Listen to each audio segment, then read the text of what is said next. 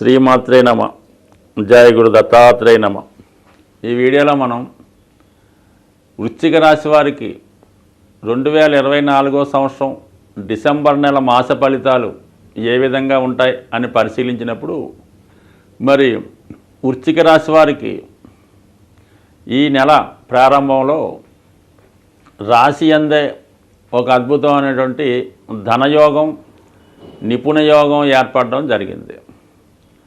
మరి దశమాధిపతిగా ఉన్నటువంటి రవి రాశి అందే మిత్రక్షేత్రంలో సంచరించడం వల్ల జాతకుడికి ఉద్యోగ విషయంలో కాన్ఫిడెన్స్ పెరుగుతుంది. స్వతంత్రంగా తను ఏ పైనైనా చేయగలను అన్నటువంటి సమర్థవంతంగా ఉండడం జరుగుతూ ఉంటుంది. అంటే వ్యక్తిగతంగా వాడి యొక్క హోదా స్టేటస్ పెరుగుతుంది. ఇక బుధుడు లాభాధిపతిగా ఉన్నటువంటి బుధుడు రాశిలోకి సంచరించడం వల్ల జాతకుడికి ధనలాభం ధన సౌకర్యం పెరుగుతుంది. తన తెలివితేటలతో రెగ్యులర్గా వస్తున్నటువంటి ఆదాయంతో పాటు అదనపు ఆదాయాన్ని కూడా సంపాదించే విధంగా అవకాశం ఉంటుంది. అలాగే ప్రభుత్వ పథకాలు జాతకుడికి అనుకూలంగా ఉంటాయి. సో అలాగే ఎక్కువగా ఈ వృశ్చిక రాశి వారు ప్రభుత్వ ఉద్యోగంలో ఉన్న వాళ్ళకి ప్రభుత్వ సహకారం కానీ ప్రమోషన్ కానీ వృత్తిలో రెస్పాన్సిబిలిటీ కానీ జరిగే అవకాశం ఉంటుంది. సో ఏదైనా జాతకుడి యొక్క స్టేటస్ హోదా ఈ నెలలో పెరిగే అవకాశం ఉంటుంది. అలాగే డిసెంబర్ 15వ తారీఖు తర్వాత ఈ రవి లాభస్థానంలోకి రావడం జరుగుతుంది. అంటే దశమాధిపతిగా ధనస్థానంలోకి రావడం వల్ల వృత్తిలో ఆదాయం పెరుగుతుంది. కుటుంబంలో ఒకరికి ఏదో ఒక ఉపాధి అవకాశం రావడం వల్ల కుటుంబ ఆదాయం కుటుంబ గౌరవం పెరిగే అవకాశం ఉంటుంది. అలాగే మీరు కూడా చాలా తెలివితేటలుగా అథారిటేటివ్గా మాట్లాడడం వల్ల మీ కుటుంబంలో ఉన్నటువంటి సమస్యలు సాల్వ్ అవుతాయి. కుటుంబంపై ఒక విధమైనటువంటి పట్టు సాధించే అవకాశం ఉంటుంది. సో అలాగే మీ కుటుంబం యొక్క గౌరవం హోదా మరి డిసెంబర్ 15 తర్వాత అనుకూలంగా ఉండే అవకాశం ఉంది. బట్ ఏదైనా ఈ రాశి యందు ఏర్పడినటువంటి ఈ బుధాదిత్య యోగం ఇది విద్యార్థులకి చాలా అనుకూలంగా ఉంటుంది. వాళ్ళలో ఉన్నటువంటి టాలెంట్కి తగిన గుర్తింపు రావడం జరుగుతుంది. ఒక మంచి గురువు లభించడం వల్ల మీ యొక్క విద్యా విషయాలు పెంచుకుంటారు. ప్రభుత్వ సహకారం కూడా మీకు లభించే అవకాశం ఉన్నది.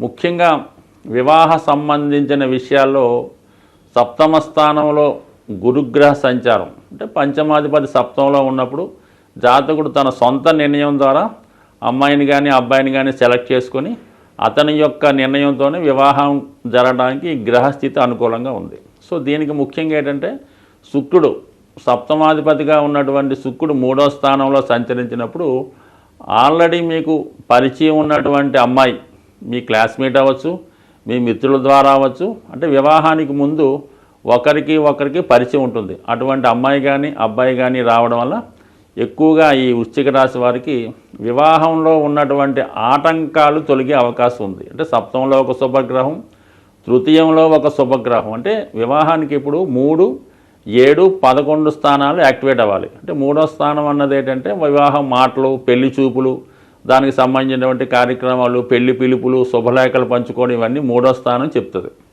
అక్కడ శుక్రుడు ఉన్నాడు. కంపల్సరిగా ఈ పెళ్లి సంబంధించిన పనులు ప్రారంభమవుతాయి. సప్తమంలో గురువు అంటే సప్తమం అన్నది ఏంటంటే వివాహ బంధం. అప్పుడు దాకా పరిచయం ఉన్న వాళ్ళు ఇష్టపడిన వాళ్ళు పెళ్ళి అనే బంధం ద్వారా అగ్నిసాక్షిగా ఏర్పడినటువంటి పెళ్ళి అన్నది సప్తమ భావం చెప్తుంది. అంటే అక్కడ బంధం ఏర్పడుతుంది. దాని గురువు అక్కడ ఉండడం వల్ల ఒక మంచి పౌరోహితుని ద్వారా మీ యొక్క పెళ్ళి సాంప్రదాయబద్ధంగా జరిగే అవకాశం ఉంటుంది. సప్తంలో గురువు మీ యొక్క వివాహ బంధాన్ని బలపరుస్తూ ఉంటాడు. ఇక 11వ స్థానం అన్నది వివాహం తర్వాత వచ్చినటువంటి సంతానం అనొచ్చు, మరి జాతకురాలకు వచ్చే అభివృద్ధి అనొచ్చు. అక్కడ కేతు ఉన్నాడు.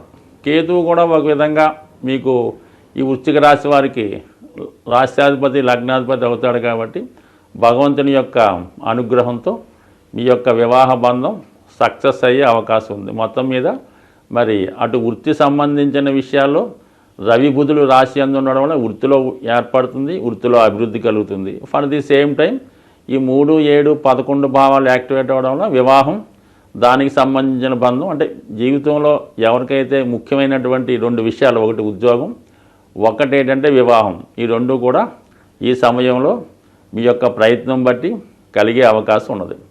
ఇక ముఖ్యంగా కుజుడు. ఈ కుజుడు ఈ వృశ్చిక రాశికి రాశ్యాధిపతి.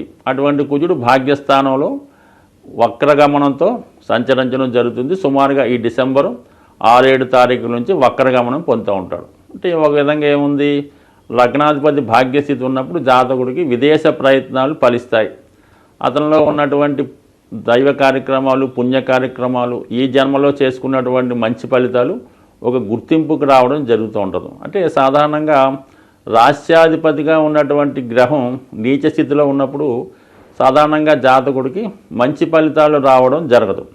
అయితే వృశ్చిక రాశి వారికి ఇది కొంత డిఫరెంట్గా ఉంటుందన్నమాట. అంటే వృశ్చిక రాశి నుంచి 9వ రాశి కర్కాటకం అవుతుంది. ఈ విధంగా రావడం వల్ల కంపల్సరీగా జాతకుడికి ఇది యోగంగానే ఉంటుంది తప్ప నీచ అన్నది ఏంటంటే ఈ వృశ్చిక రాశి వారికి ఎట్టి పరిస్థితుల్లో కూడా వర్తించదు.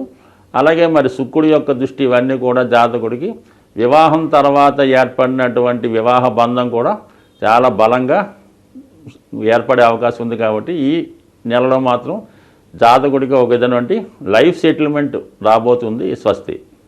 గ్రహాల యొక్క స్థితి పరిశీలించినప్పుడు ఏదైనా ఏ రాశి వారికైనా ఏ లగ్నం వారికైనా బాగా కష్టపెట్టాలన్నా సంతోషాన్ని ఇవ్వాలన్నా కూడా 2 గ్రహాలు ప్రధానంగా ఉండడం జరుగుతుంది. అందులో ఏంటంటే ఒకటి కుజగ్రహం, ఒకటి శనిగ్రహం. ఈ 2 గ్రహాలే జాతకుల యొక్క సమస్త ఇబ్బందులకి కారణమవుతుంటుంది. సో అలాగే ప్రతి నెలలో కూడా ఈ గ్రహాలకి సంబంధించినటువంటి కొన్ని పండగలు, పర్వదినాలు రావడం జరుగుతుంటుంది. ఆ సమయంలో ఆ గ్రహాలకి పరిష్కారం చేసుకోవడం వల్ల ఎక్కువ ఫలితాన్ని జాతకుడు పొందడం జరుగుతూ ఉంటుంది. ముఖ్యంగా శని యొక్క అనుగ్రహం పొందడానికి అప్పుడప్పుడు వస్తున్నటువంటి ఈ శని త్రయోదశి చాలా ఇంపార్టెంట్గా ఉండడం జరుగుతుంటుంది. అంటే ఆ శని త్రయోదశి నాడు విధి విధానంగా శనికి తైలాభిషేకం చేసుకొని పూజ చేసుకోవడం వల్ల గతంలో కన్నా ఎక్కువ మంచి ఫలితాన్ని శని భగవానుడు ఇవ్వగలుగుతూ ఉంటాడు. అటువంటి శని త్రయోదశి ఈ డిసెంబర్ నెల 28వ తారీఖున రావడం జరుగుతుంది. ఆ రోజు శనివారం. అలాగే అనురాధ నక్షత్రం రావడం వల్ల ఆ రోజు కంపల్సరిగా మరి అసలు రాశితో సంబంధం లేకుండా అందరూ కూడా ఆ రోజు విధి విధానంగా శని భగవాన్ని తైలాభిషేకం చేసుకోవడం, అదే రోజు శివాలయంలో శివుడికి అభిషేకం చేసుకోవడం వల్ల మరి కంపల్సరిగా శని యొక్క అనుగ్రహానికి పాత్రులవుతారు. అలాగే కుజుని యొక్క అనుగ్రహం కోసం ఇదే డిసెంబర్ నెల 7వ తారీఖున సుబ్రహ్మణ్య షష్ఠి రాబోతుంది.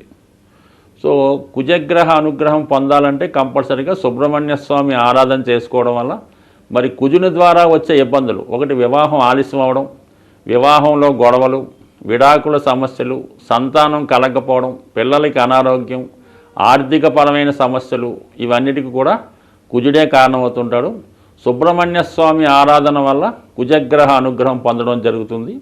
అటువంటి సుబ్రహ్మణ్య షష్ఠి రోజు ఖచ్చితంగా విధి విధానంగా ఉపవాసం ఉండి అది ఆ సుబ్రహ్మణ్య స్వామికి వీలైన వారు అభిషేకాదులు నిర్వహించుకోవడం వల్ల, ఆ రోజు ఉపవాసం ఉండడం వల్ల కంపల్సరిగా ఈ 2 గ్రహాల యొక్క అనుగ్రహానికి పాత్రలవడం జరుగుతుంది. కాబట్టి కంపల్సరిగా మరి ఈ 2 కంపల్సరిగా పాటించండి.